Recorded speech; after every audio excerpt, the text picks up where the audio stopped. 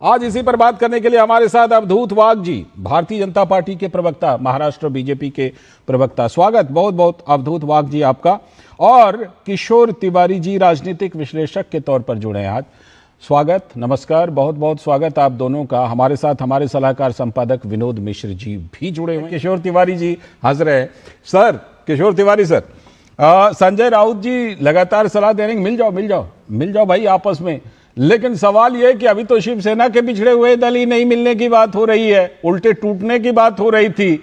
और संजय राउत जी कह रहे हैं कि आप लोग, जो लोग कांग्रेस से निकले हो, वो सब मिल जाओ आपस में। ये फिर वही बात हुई कि मतलब आप पहले खुद ही गुड़ खाते हैं और दूसरों को कहते हैं कि गुड़ ना खाओ, अच्छा नहीं होता खाना गुड़। किशोर सर। नहीं, एक बात मैं बताता हूं कि विपक्ष का मजबूत रहना, हाँ, यह प्रजातंत्र के लिए बहुत अनिवार्य है। मैं इससे सहमत हूं। और कांग्रेस यह प्रमुख विपक्षी पक्ष है। और शरद पवार जी लो या ममता बनर्जी लो, यह एक वक्त कांग्रेस के साथ रहे तो वो कांग्रेस के ही नेता है ना, तो बिल्कुल उनका वो मिल सकते हैं। लेकिन जैसे साउथ के कई पार्टियां हैं या शिवसेना है, तो यह कभी कांग्रेस के साथ रही नहीं। ठीक है, लेकिन शिवसेना तो कांग्रेस की नहीं रही है, लेकिन राज ठाकरे, एकनाथ शिंदे, ये सब तो शिवसेना के रहे हैं। उनको मिला लीजिए शिवसेना में पहले। नहीं, अभी कैसा चल रहा है कि आपने देखा ना, टीएमसी को बीजेपी ने पूरा मजबूर कर दिया। हाँ, पहले विधायक गए 60-70, अभी तो ऐसी परिस्थिति है कि सांसद भी जा रहे। कल एक अच्छा समाचार चल रहा था कि उद्धव जी के साथ जो सांसद चुन के आए हैं 9, उसमें के 7 एकनाथ शिंदे को मिले हैं। और अभी तो दोपहर की खबर ये चल रही है कि एकनाथ शिंदे के एक बड़ा चंक बीजेपी में जाके मिल रहा है। अच्छा। तो आखिर मुझे बताइए, मैं विनोद जी के लिए भी ये सवाल होगा, लालचंद जी तुम्हारे लिए भी सवाल होगा कि लोकसभा और राज्यसभा में बीजेपी को पूर्ण बहुमत है। अब तो डीएमके भी उनको सपोर्ट कर रहा है, तो एक 2/3 मेजॉरिटी के तरफ भी वो जा रहे। तो अभी 19 टीएमसी के भी आ रहे हैं। तो मुझे समझ में नहीं आता कि वो क्या करना चाहते हैं। विपक्ष के ये सब दल बदलू लोगों को लेके क्या करना चाहते हैं। क्योंकि बीजेपी जब बनी थी तो ये पार्टी विद डिफरेंस, और ये एक सिद्धांत और शुचिता के लिए बनी थी।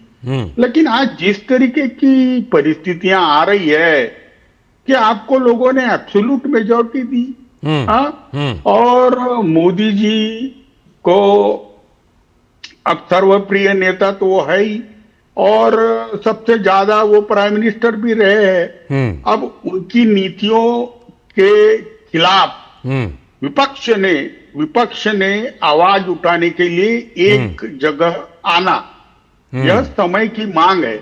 और ये मांग भी अगर विपक्ष नहीं समझ सकता है, तो जैसी ममता बनर्जी अभी वहां पर स्ट्रगल कर रही है, अभिषेक बनर्जी के खिलाफ रिवोल्ट हुआ है। महाराष्ट्र के अंदर उद्धव जी के पिता पुत्र के प्रेम के वजह से रिवोल्ट हो रहा है। या संजय राउत के वजह से, और अरविंद सावंत के वजह से सांसद जा रहे हैं। तो ये सब चीजें अवॉइड हो सकती है। लेकिन अभी तो मैं मेरे साथ जो आपने एक लाए हैं, अवधूत वाघ, अवधूत वाघ जी, अभी डिस्कनेक्ट हो गए सर। किशोर सर, अभी अवधूत जी डिस्कनेक्ट हो गए हैं, जुड़ेंगे तो वो जवाब देंगे। किशोर सर, क्या इस फ्रस्ट्रेशन, आ रहा हूं आप ही के पास, ये फ्रस्ट्रेशन की वजह ये है कि जब आप असम में गौरव गोगोई को लाने की कोशिश करते हैं तो हिमंता बिस्वा शर्मा हट जाते हैं। जब आप बंगाल में अभिषेक बनर्जी को लाने की कोशिश करते हैं तो शुभेंदु दादा हट जाते हैं। और महाराष्ट्र में जब आप आदित्य ठाकरे को विरासत सौंप रहे होते हैं तो कोई ना कोई एकनाथ शिंदे निकल जाते हैं। इस तरह के और भी कई उदाहरण हैं, ये तो मैंने सिर्फ 3 हाल के बताए आपको। क्या इस फ्रस्ट्रेशन के लिए कहीं ना कहीं क्षेत्रीय दल भी जिम्मेदार हैं कि वो जबरदस्ती विरासत को सत्ता सौंपना चाहते हैं, बड़े बड़े लोगों को दरकिनार करके? किशोर दा। नहीं, क्षेत्रीय स्तर की बात नहीं है। राष्ट्रीय पक्षों ने भी ऐसा ही किया है जी कि अपनी विरासत अपने हाँ। बच्चों को सौंपने के राष्ट्रीय लिए दल में कांग्रेस के लिए तो कह ही सकते हैं ये बात। हाँ नहीं, और कैसा रहता कि अब नए नए लोगों को नेतृत्व ही नहीं सौंपूंगे। हाँ, नया नेतृत्व बोले तो क्या, ममता बनर्जी ने एक नया नेतृत्व ढूंढ के लाया, वो निकला अभिषेक बनर्जी। ओहो। यहाँ इधर महाराष्ट्र में आदित्य ठाकरे, महाराष्ट्र में आदित्य ठाकरे लेके आसाम आए, में गौरव गोगोई, आसाम में गौरव को ले आए। और हाँ। अभी कैसा हुआ, सबसे बड़ी समस्या, अभी तक मैंने अखिलेश यादव और तेजस्वी यादव का नाम नहीं लिया है क्योंकि अभी हाल की घटनाओं पर चर्चा कर रहे हैं। नहीं, अखिलेश ने भी क्या किया, जो चुन के आया आधे तो रिश्तेदार ही उमर है। अब्दुल्ला का नाम ले लीजिए, और हाँ, उमर फारूक ने उधर क्या स्टालिन है ना, किया, स्टालिन ने भी वही हुआ, और इधर ये भी हुआ। हाँ, अभी आप तेजस्वी को भी ले लो, अभी कितना रिजेक्शन आया। देखिए, पार्टी के जो उम्र दराज लोग हैं जिन्होंने पार्टी खड़ी की और जिंदगी का अपना समय दिया तुम्हारे पीछे, वो उस वक्त रहे जब तुम सत्ता में आने के कोई चांस में नहीं थे। आप इस वक्त इस प्रकार का देखो, कम्युनिकेशन और कोऑर्डिनेशन तो जी नेताओं, क्षेत्रीय नेताओं में और उनके कार्यकर्ताओं में खत्म हो गया। अब विवश होके, नैराश्य होके कई कार्यकर्ताओं ने जी जी जी बीजेपी का दामन साधा। अब बीजेपी में लोग जा रहे, हाँ, इस पर अगर कोई पार्टी बोलती है कि जिसको जाना है वो जाओ, तो ये तो बहुत ही बड़ी बात हो गई।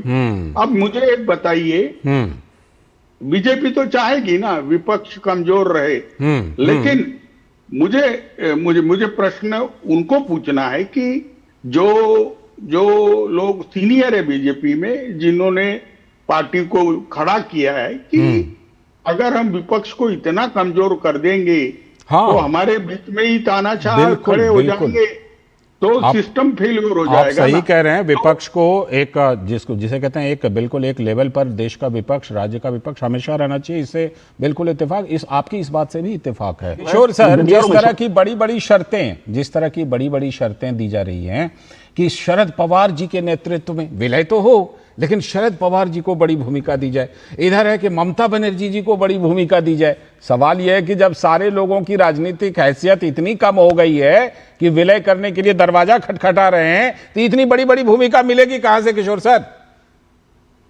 नहीं, एक बात मैं बताऊं, विपक्ष के नेता राहुल गांधी है, और विपक्ष बोलकर कांग्रेस ही ये राष्ट्रीय स्तर पर पार्टी है। और अगर आप बंगाल के चुनाव को भी एनालिसिस करते हैं, तो कांग्रेस और सीपीएम, इनके उम्मीदवारों ने ममता जी की हालत बहुत जगह पतली की, बहुत जगह, यानी 122 जगह गिरा ही दिया ना।